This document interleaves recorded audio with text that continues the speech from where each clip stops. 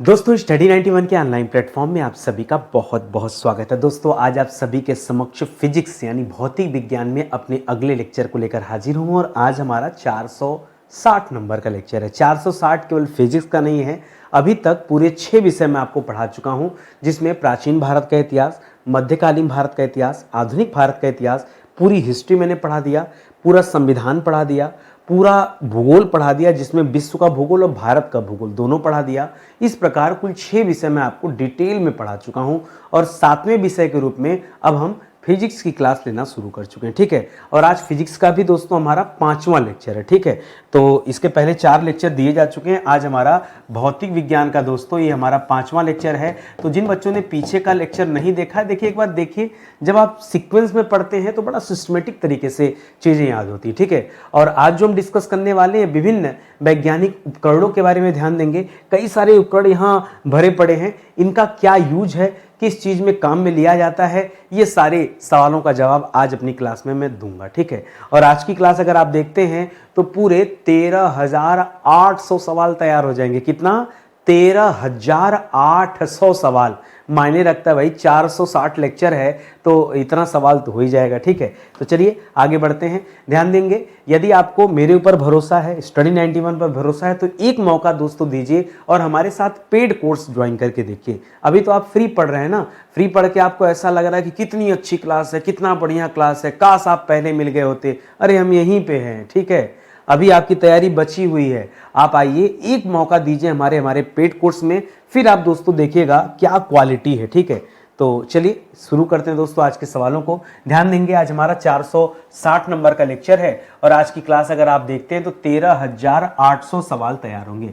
पहला सवाल दे रहा है, आंतरिक दहन इंजन के लिए हवा और द्रव ईंधन को मिश्रित करती है। कौन मिश्रित करता है दोस्तों? हवा और द्रव ईंधन को कौन मिश्रित करता है?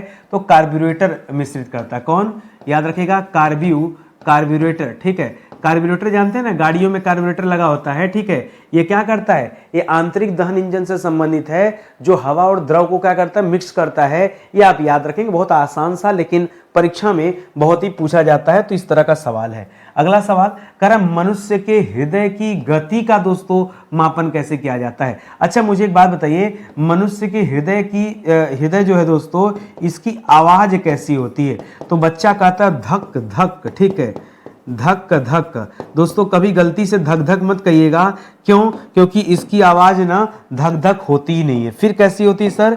याद रखेगा, इसकी जो ध्वनि होती है, ये ध्वनि होती है लब डब। क्या होती है दोस्तों?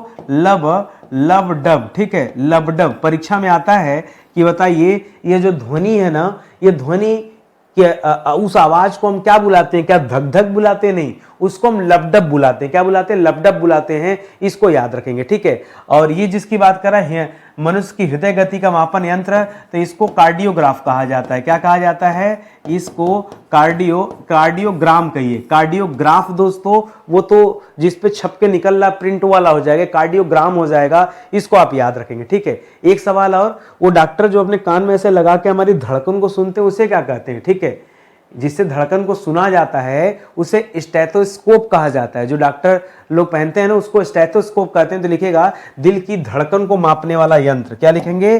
दिल की धड़कन,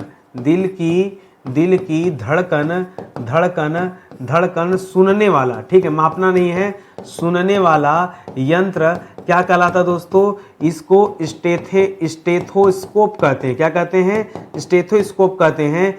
ठीक है, ये आप याद रखेंगे, जो डॉक्टर वगैरह यूज करते हैं। ठीक है, समझ में आ रहा है ना? आएगा सब समझ में, घबराइए ना, केवल पढ़िए।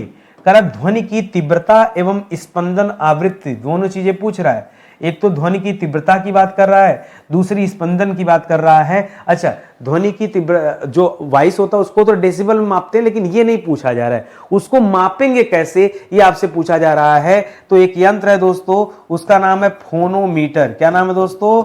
उस यंत्र का नाम है फोनोमीटर। उससे दोस्तों मापा जाता है। आप में से बहुत सारे बच्चे इसका नाम भी नहीं सुने होंगे। ठीक है, इसका आविष्कार थॉमस एडिसन ने किया था।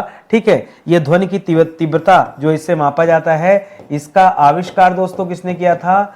आविष्कार किसने किया था? Thomas Edison. ठीक है, थॉमस एडिसन ने इसका आविष्कार किया था दोस्तों, तो इसे आप ध्यान रखेंगे। ठीक है, इसका नाम है फोनोमीटर। बहुत अच्छा सवाल है, बच्चा बता नहीं पाता है, समझ नहीं पाता है, आप इसे याद रखेगा, बहुत बहुत बेहतरीन सवाल है। ठीक है, चलिए अगले सवाल पर आते हैं। अगला सवाल ध्यान दीजिए, कह रहा घूमती हुई वस्तुओं को मापने का यंत्र कौन सा है। देखिए दो ऐसे यंत्र हैं जो घूमती हुई वस्तुओं की गति को माप लेती है।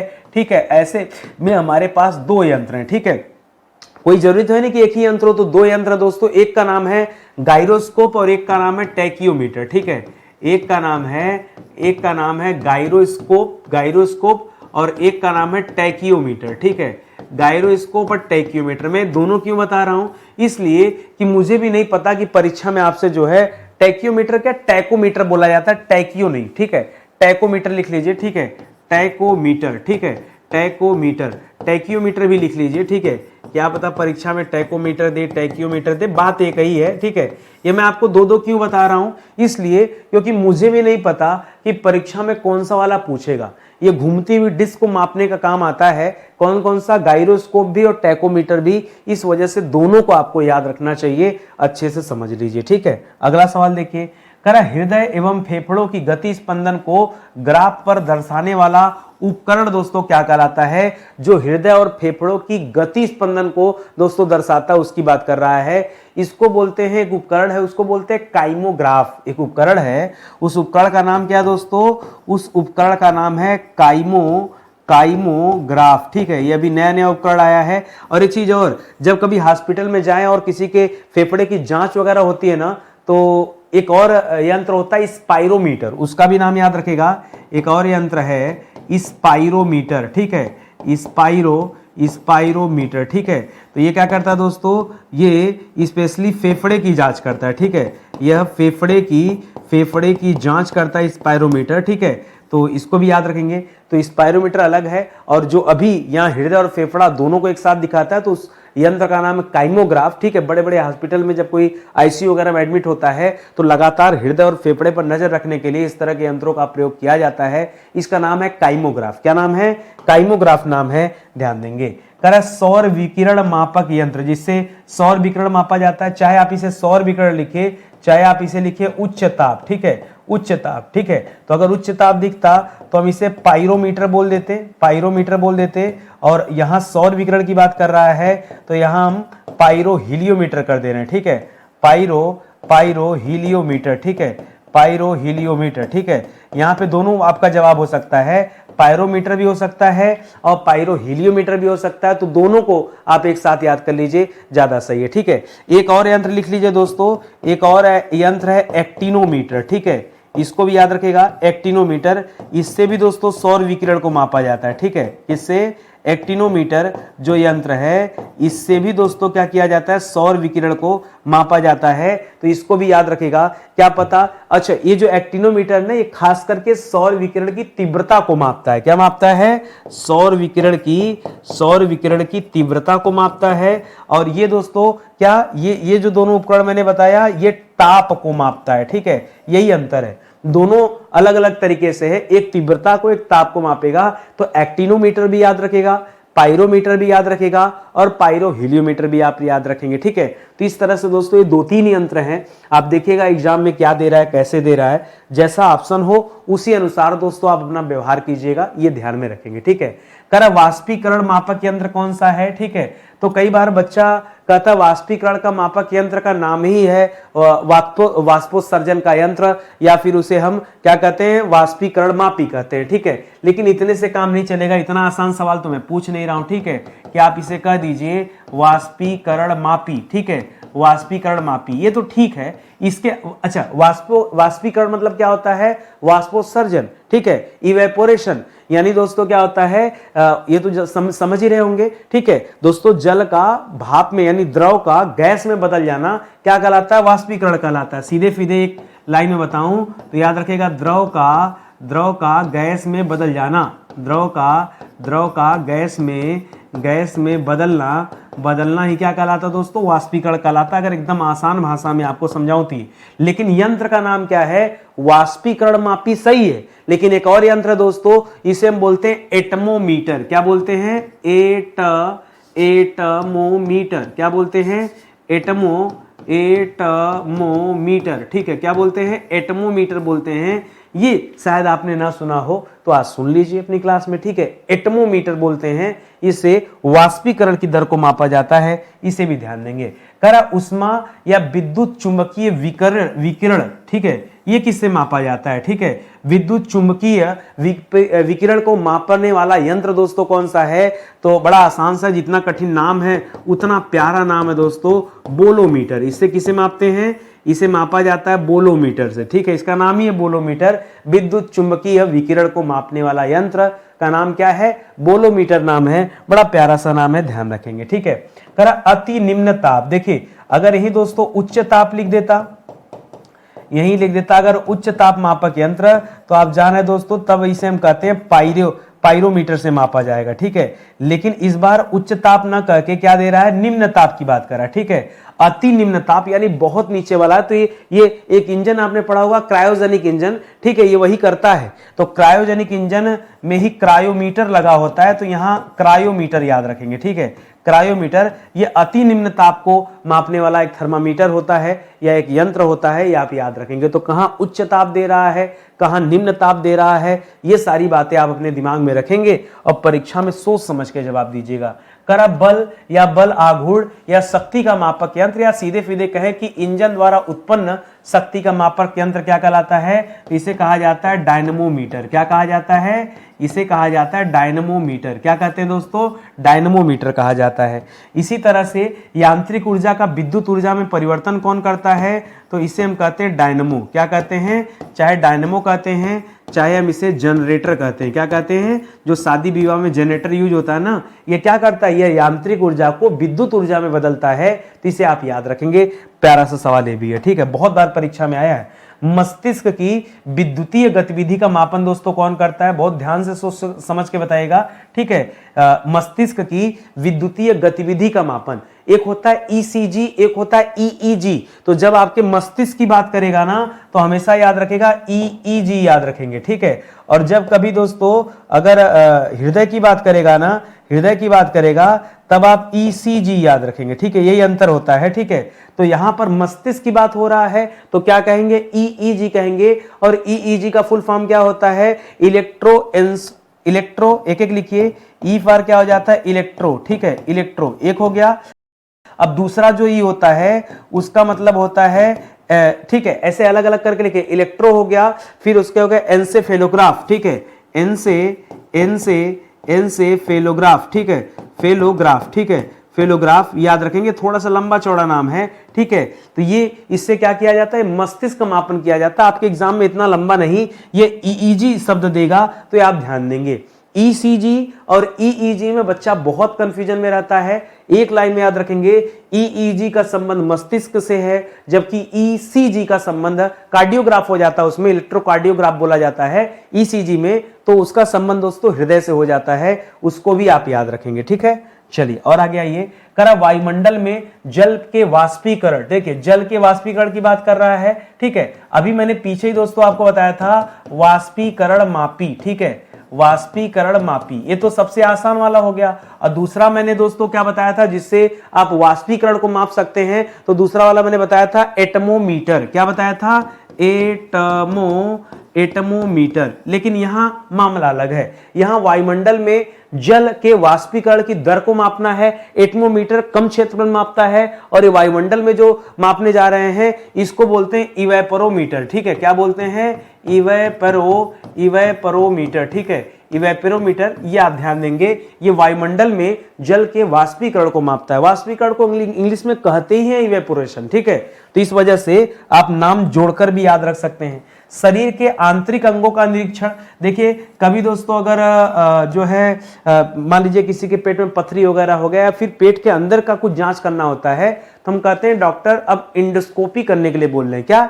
इंडोस्कोपी, ठीक है। ये पेट के आंतरिक अंगों का निरीक्षण करता है, तो इंडोस्कोप इसको कहा जाता है। जो यंत्र होता है इसको इंडोस्कोप कहा जाता है, इंडोस्कोप। और इसके द्वारा जो प्रक्रिया की जाती है उसको इंडोस्कोपी कहा जाता है, ठीक है। तो इंडोस्कोप याद रखेंगे, ठीक है। ये अक्सर करके शब्द आपने सुना भी होगा, ठीक है। कहीं ना कहीं। तो जो मशीन होता है उसी को एंडोस्कोप बोलते हैं। करा वास्तविक वाष्पोत्सर्जन मापक यंत्र कौन होता है? परीक्षा में कभी भी देखिएगा वास्तविक शब्द दिया है तो आपका मामला ही चेंज हो जाएगा। वास्तविक वाष्पोत्सर्जन मापक यंत्र कौन सा होता है? तब मुझे भी नहीं पता था इसके बारे में, आज पहली बार पढ़ा था, ठीक है, लीसीमीटर। ठीक है, कौन सा मीटर? लीसीमीटर। एक चीज बताऊं दोस्तों, जब मैं आपके लिए कोई कंटेंट तैयार करता हूं ना, तो कई बार ऐसा होता है कि मुझे भी बहुत कुछ अच्छा सीखने समझने को मिलता है। जैसे ईमानदारी से बताऊं, दो चीज हमें पता था कि वाष्पीकरण मापी जैसा कोई यंत्र होता है और उसे एटनोमीटर कहा जाता है, ठीक है, प्लस वाष्पीकरण को इवेपोरेशन कहते हैं। तो ये तो आसान था कि वायुमंडल में जल के वाष्पीकरण की दर को मापने वाला जो यंत्र है वो इवेपोरोमीटर हो जाए, ये भी आसान है। लेकिन ये चीज मुझे नहीं पता था, और हो न हो अगर परीक्षा में चीज आ जाता मेरे सामने, तो जैसे आप सही उत्तर नहीं दे पाते, मैं भी नहीं दे पाता। भाई मैंने कभी सुना ही नहीं था कि लीसीमीटर नामक कोई यंत्र भी होता है जो वास्तविक वाष्पोत्सर्जन को मापता है। ये अपने आप में खास बात है, ठीक है। तो मैं आपको इसलिए समझा रहा हूं कि जब मैं आपके लिए कोई कंटेंट तैयार करता हूं तो कई बार ऐसा होता है कि मुझे भी बहुत कुछ नया सीखने समझने को मिल जाता है ये ढूंढने के दौरान, ठीक है। जब नए नए प्रश्न ढूंढता हूं मैं, तो उस दौरान कुछ ना कुछ नया जरूर आ जाता है, ठीक है।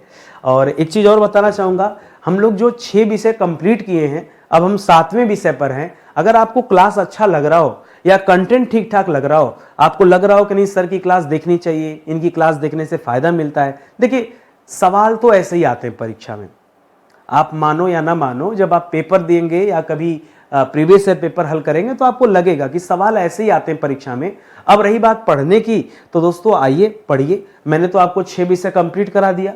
कितने कितने लेक्चर में, कितना मेहनत से मैंने 455 लेक्चर लिया, बहुत मेहनत से, ठीक है। प्रतिदिन दोस्तों 30 नए सवाल ढूंढना, वो भी ऐसे सवाल जो आपके परीक्षा के लिए बढ़िया हो, बेहतर हो, अपने आप में बड़ा टास्क होता है, ठीक है। धीरे धीरे करते, और अभी तो आप जान ही रहे हैं कि हम अपनी फिजिक्स की क्लास में भी दोस्तों काफी कुछ अब हम कंप्लीट कर चुके हैं, ठीक है। अपनी फिजिक्स की क्लास में भी आज हमारा ये 5वां लेक्चर है, ठीक है। फिजिक्स की क्लास में भी आज हमारा 5वां लेक्चर है, तो अच्छी बात है। 460 नंबर पे आ चुके हैं, 55 से बढ़ के अब हम कहां पे आ चुके हैं? 460 नंबर पे आ चुके हैं। तो साथ में जुड़िए, तैयारी कीजिए, तो बहुत कुछ आपको सीखने समझने को मिलेगा। अन्यथा फिर जैसे चल रहा वैसे चलेगा ही, ठीक है। चलिए आगे बढ़ते हैं। करा बादलों की ऊंचाई, वेग और दिशा का मापन दोस्तों किससे किया जाता है? ठीक है, कि बादल कितनी ऊंचाई पर हैं, ठीक है, उनका वेग क्या है, उनकी दिशा क्या है, इसका कैसे मापन किया जाता है? 2 तरीके से किया जाता है। एक तो होता है नेफोस्कोप, ठीक है, एक होता है नेफोस्कोप, ठीक है, नेफोस्कोप ये एक होता है, ठीक है, इसको याद रखेंगे। और दूसरा होता है, नया है, वो मुझे पहली बार मिला, सीलोमीटर, ठीक है। क्या मिला दोस्तों? एक और नाम मिला मुझे, सीलोमीटर। कौन सा? सीलोमीटर, ठीक है, सीलोमीटर, ये आप याद रखेंगे, ठीक है। ये बादलों की ऊंचाई, वेग और दिशा के बारे में दोस्तों बताता है, ठीक है, इसको आप याद रखेंगे। क्या आप पढ़ते होंगे अल्टीमीटर, वो ऊंचाई को मापता है, जैसे वायुयान धरती से कितना ऊपर उड़ रहा है, ठीक है, जहाज वगैरह, हेलीकॉप्टर वगैरह, उसको अल्टीमीटर बोलते हैं, ठीक है। तो अलग हो जाएगा, उसके बारे में भी आगे आएगा कहीं ना कहीं।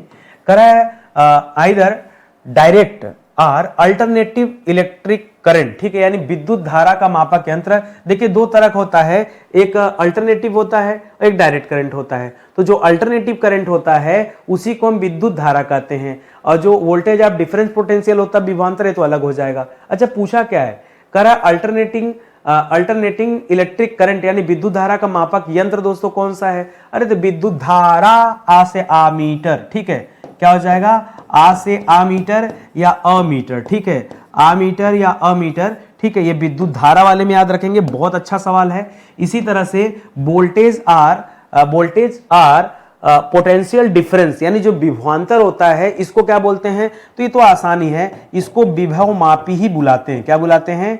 इसको क्या कहते हैं? इस यंत्र को विभव मापी कहते हैं, क्योंकि इसके माध्यम से विभव को मापा जाता है, ठीक है। 2 अलग अलग बिंदुओं पर विभव के अंतर को विभवांतर कहते हैं, ये भी आपको मैंने पढ़ाया पिछली क्लास में, ठीक है। तो इस तरह से उस चीज को भी आप याद रखेंगे।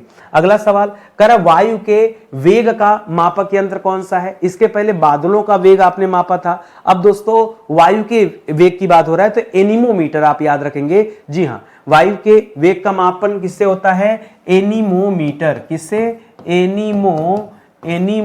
एनीमोमीटर से वायु वेग का मापन किया जाता है, ठीक है। ये बड़ा अच्छा सवाल मुझे मिला, ठीक है। मुझे भी सच बताऊं तो एकदम नहीं पता था समय मापक यंत्र। आप क्या बताएंगे समय मापक यंत्र, बताइए। अरे समय का मापन हमारा घड़ी करता है, हाँ, समय मापक यंत्र में क्या कर दिया जाए। दोस्तों विश्वास कीजिए पहली बार मुझे मिला, इसका नाम है क्रोनोमीटर। ये जो स्टॉप वॉच वगैरह होता है सब इसी पर काम करता है, ठीक है।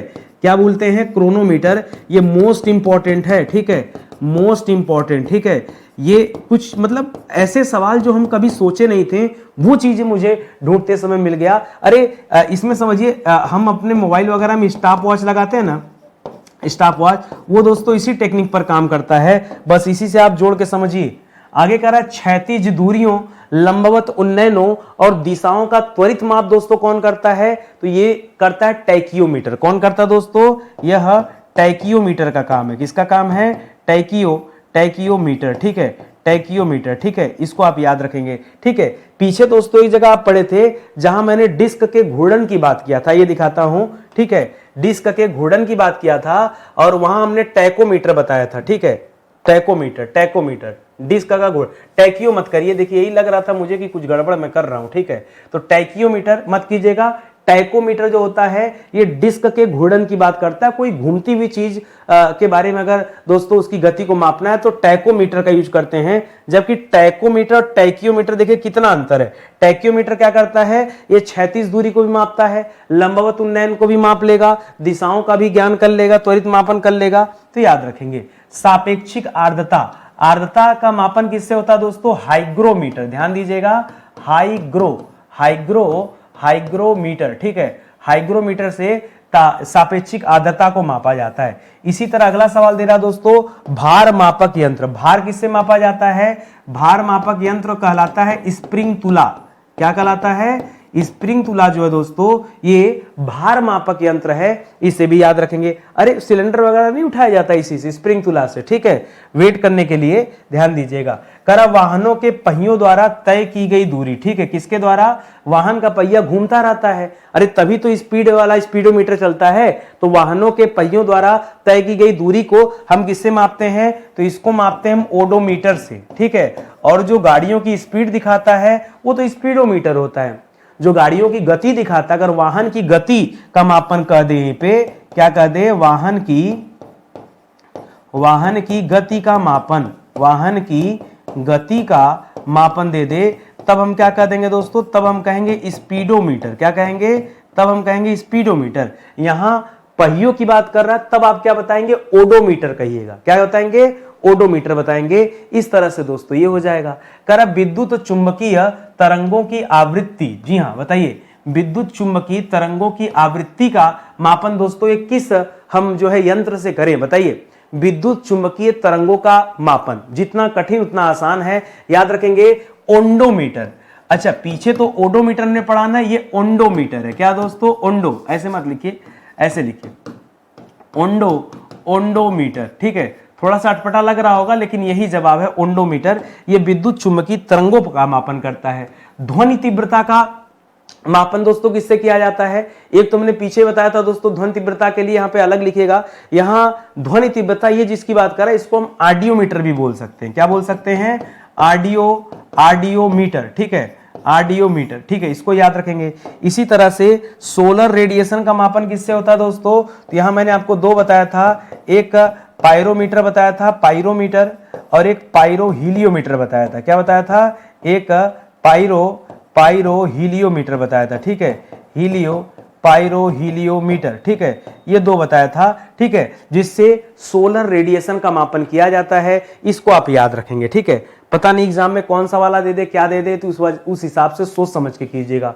वाहनों की चाल में वृद्धि की दर, ठीक है, वाहनों की चाल, चाल का मतलब सीधा सीधा स्पीड, ठीक है, वाहनों की चाल में वृद्धि की दर का मापन कौन करता है, अब सर कर दे स्पीडोमीटर, बिल्कुल। अब आप स्पीडोमीटर भी कर सकते हैं और एक और है एक्सीलरोमीटर, ठीक है, तो याद रखेगा, स्पीडोमीटर भी कर सकते हैं और एक्सीलेटर लेते हैं ना, एक्सीलरोमीटर, ठीक है, एक्सीलरोमीटर, ठीक है। अरे जो एक्सीलेटर लेते हैं उसी से शब्द बन गया, ठीक है, तो इसको भी आप याद रखेंगे।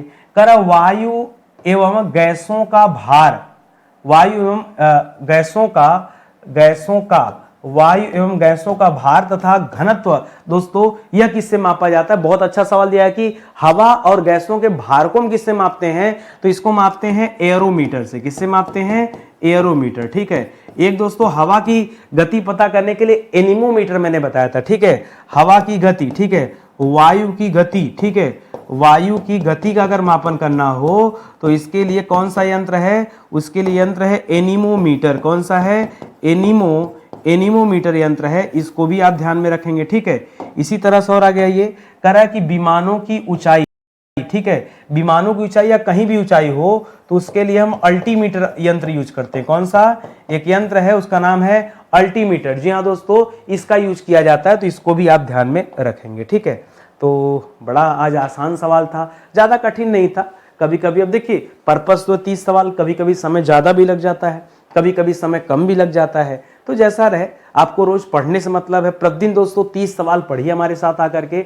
धीरे धीरे हमारे जैसे 6 सब्जेक्ट खत्म हुए ना, बहुत जल्द हमारा फिजिक्स भी समाप्त हो जाएगा। फिजिक्स बहुत बड़ा सब्जेक्ट नहीं है, बहुत छोटा है और बहुत कम लेक्चर में जो है कंप्लीट हो जाएगा आपका। ठीक है। तो आप अगर जुड़ेंगे तो तैयारी अच्छी होगी। सवाल ऐसे ही आते हैं परीक्षा में। ठीक है, सवाल ऐसे ही आते हैं जैसा मैं पढ़ा रहा हूँ, बहुत सोच समझ के पढ़ा रहा हूँ। ठीक है, अनायास की बातें मैं कभी नहीं करता अपनी क्लास में। तो आप आइए, समय दीजिए और हमारे साथ मिलजुल कर तैयारी कीजिए, निश्चित रूप से आपको फायदा मिलेगा। ठीक है। जो हमारे पेड कोर्स है और भी शानदार है। यहाँ तो छोटी क्लास है, पेड कोर्स में ऐसी कोई भी क्लास नहीं है जो 1 घंटे से कम की हो। ठीक है। तो मिनिमम मैं 1 घंटे, सवा घंटे, 1.5 घंटे जब मैं अपनी क्लास लेता हूँ तो टाइम नहीं देखता हूँ, फिर तो जम के पढ़ाना होता है। ठीक है।